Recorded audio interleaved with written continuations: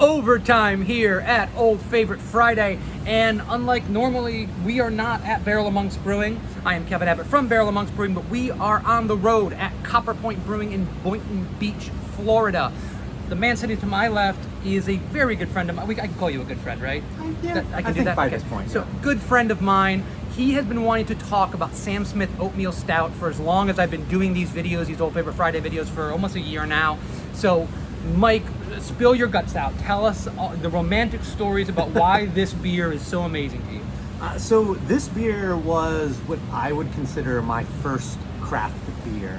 I was visiting family in the Philadelphia area a number of years ago, and The beer in the shop. oh, there we go. Sure. Yes, That it's beer. a sexy bottle, Sexy label. And my cousin and I went out for some drinks, and we went to a spot in Newtown, PA called Isaac Newton's, a restaurant and beer bar that has a huge selection of beer, both on draft and in bottles. And he handed me a binder that was like that thick, and I had no idea what the fuck I was looking at. Can I curse? I guess so. I can. Apparently you I can. Yeah, apparently you can. I had no idea what I was looking at. Also, I don't think many children are watching this. So Yes. Go ahead. This is true. And I was like, I don't know what to get. So he goes, you know what? Do you like Guinness? And I said, yeah, I like Guinness. He's like, I got you. And he comes back from the bar with that bottle that Kevin showed. It's probably a slightly different bottle at that point in time. And Get all the details in. and Everyone hit them. I tried it, and I thought it was amazing. It was nothing like a Guinness, but it had so much rich chocolatey flavor, a little bit of roastiness, the creamy, velvety mouthfeel to it that there's not many beers out there that have that to me. And I came back to Florida, and I went to the big box retailer by my house and luckily found it there, and then discovered more of Sam Smith's portfolio, and then just kind of dove in to more craft beer from that point. So I have to point out is that I found Sam Smith down here in Florida, and we had a period of time, and Mike, you follow the industry a lot better than I do. I think you'll have a better memory than I do. Sam Smith came in and out of our market like 3 or 4 times for a period of time. So you could get Taddy Porter, you could get the chocolate stout, you could get this beer, and then you couldn't. And then they came back in 6 months later, and then you couldn't get them again. And it was a really tough period because these are great, great beers. We featured Taddy Porter before on Old Favorite Friday. I absolutely want to do some of the fruit beers that they did, which I thought were really, really well balanced, like the raspberry, organic, and things of that nature. There's just so many great beers in this portfolio.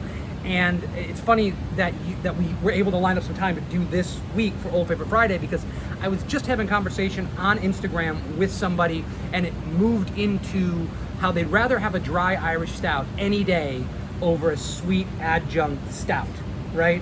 And I think this lines up perfectly because this beer is dry. There's some creaminess and there's the right level of sweetness to this beer, but there's still roast.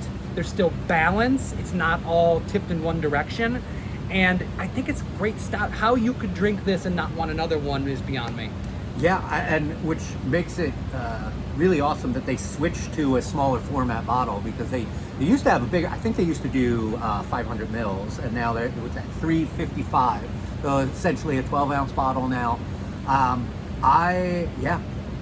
The Taddy Porter is a classic. I would say probably the best line of the straightforward stouts in the world, with the oatmeal stout, the imperial stout, and the chocolate stout.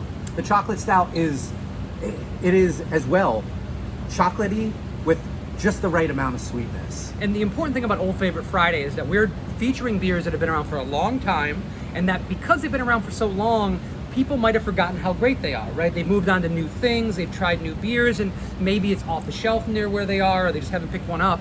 And I think this is the perfect example of it, because I think if you're looking at an oatmeal stout, how do you get much better than this? I mean, I know there's other beers that are as good. There's other breweries all over the country that are doing great stouts still, but can you get better than a beer like this? Is the Imperial Stout from Sam Smith as good as some of those Imperial Stouts that are out there that might be more highly praised?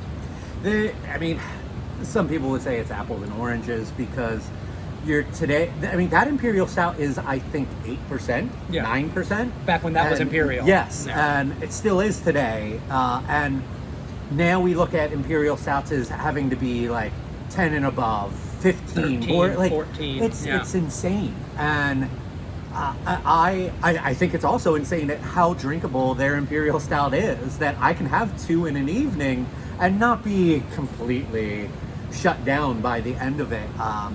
It hides the alcohol well, and I mean, I for a period of time just adored this portfolio from them, and their whole range, Tatty Porter, Organic Lager, like Pale Ale, those were all fantastic. Those are fantastic beers. That's important to say. And I would put these beers up, if it wasn't obvious in what I was saying, I would put these beers up against any other Imperial Stout, any other Oatmeal Stout in creation right now, being in production. As this is opening up, because we're sitting here, if you can't tell, we're sitting in a brewery, right?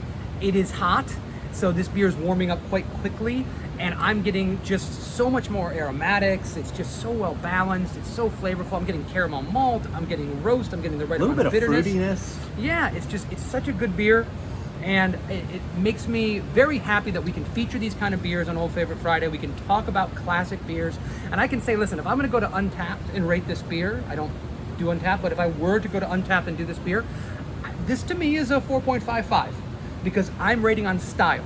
This is the style. I'm rating this not compared to a smoothie sour and a double IPA. I'm rating this next to other oatmeal stouts. And once again, how can you get much better than this? There aren't very many oatmeal stouts available commercially out there anymore, so it's kind of hard to put this up against others, but I still think from back in my days of beer blogging and reviewing beers and such, this still, to me, is probably the best oatmeal stout that I've ever had in my life. I mean, I can remember Southern Tears Oat as being a really, really good version of that, but a little sweeter, maybe a little bigger, higher alcohol. Yeah, that whole Blackwater series is a little more in your face with some of that stuff. Good beer, as it's supposed to be. But yeah, I mean, you'd be hard pressed to go out and find anything in this style to this high standard and to style like this anymore.